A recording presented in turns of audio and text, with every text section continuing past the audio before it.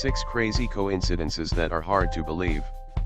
We've all experienced some rather crazy moments of coincidence before in our lives.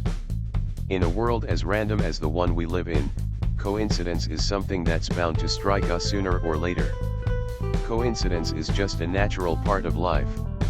Even so, there are times when there are coincidences so crazy that it makes you stop and wonder. Here are 6 coincidences that are so crazy they are hard to believe. 1.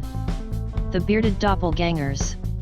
This in 2015, Glaswegian photographer Neil Thomas Douglas boarded his Ryanair flight to Galway only to find another man sitting in his seat.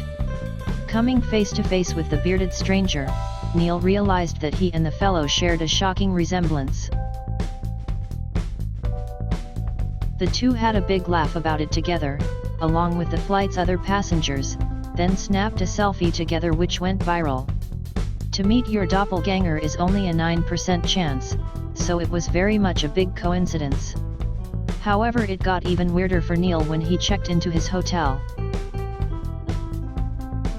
Going down to the pub near his hotel that night after checking in, Neil bumped into his doppelganger again.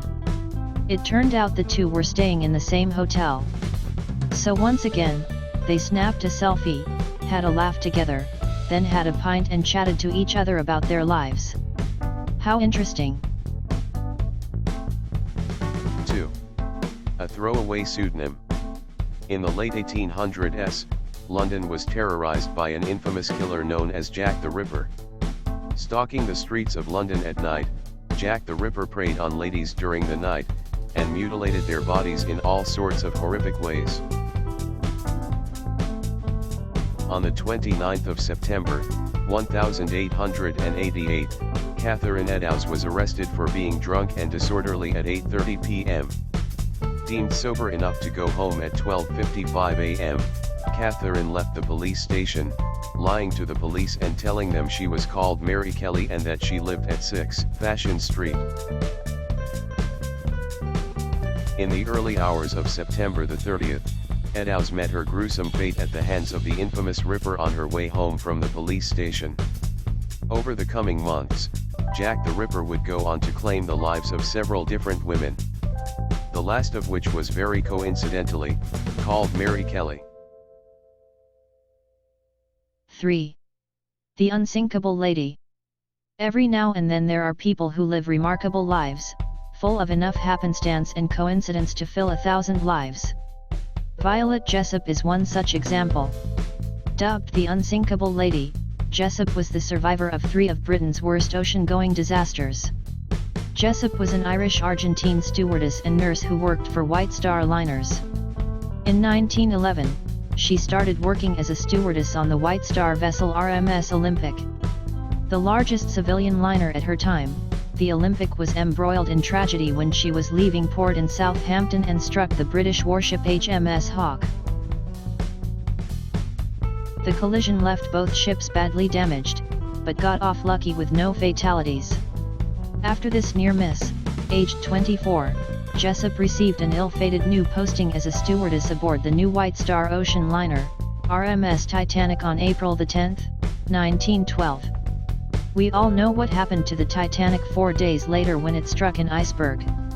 Acting as an example for non-English speakers, Jessop stood above decks instructing passengers how to safely evacuate. She was loaded into Lifeboat 16 and, once again, Violet Jessop remained above the waves.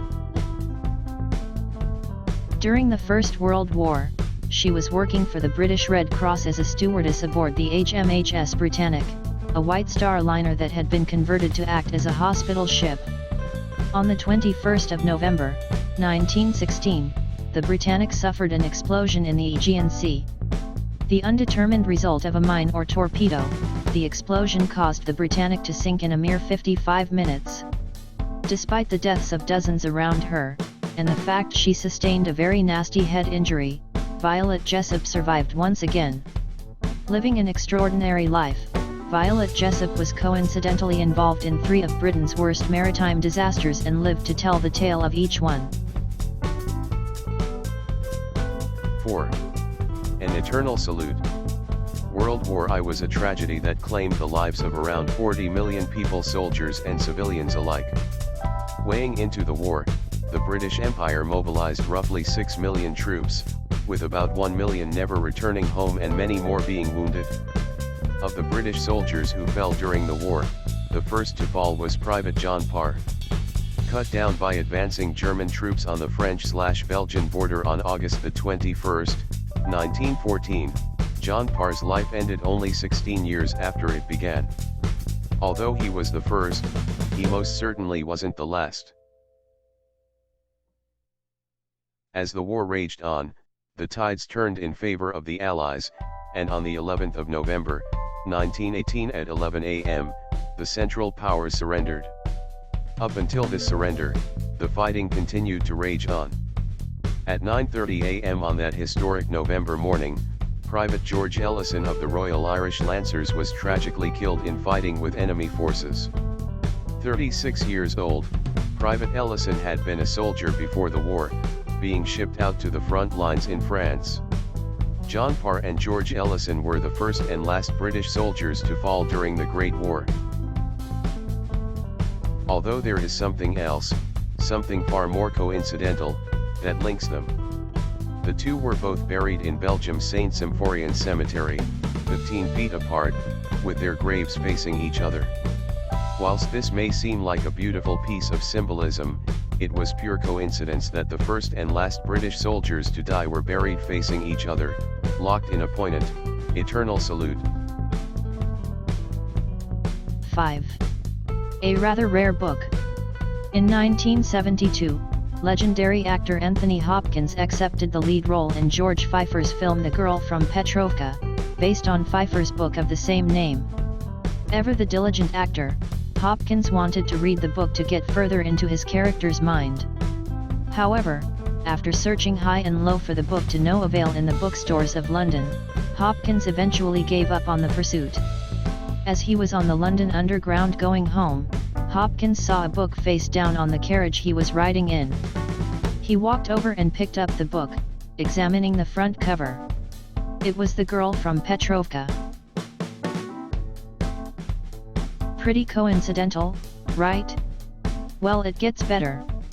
2 years later, during filming, Hopkins and Pfeiffer were chatting about the former's inability to find a copy of the latter's book.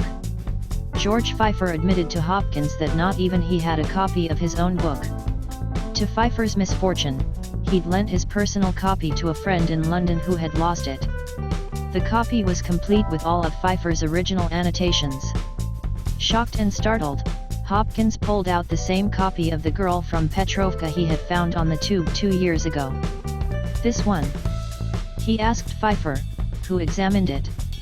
It was that same original copy of George Pfeiffer's book that his friend had lost and Hopkins had found, and now it was back with Pfeiffer. 6. The King and the Pizzeria. On the 28th of July, 1900, the reigning Italian king, Umberto I, went to a small restaurant in Monza, near Milan, for his dinner. He was waited on by the restaurant's owner personally, and upon taking his order, the pizzeria, also named Umberto, realized they shared the same name. The similarities didn't end there, however. The two men looked very much alike, and not only that, but they both shared the same birthday, March the 14th.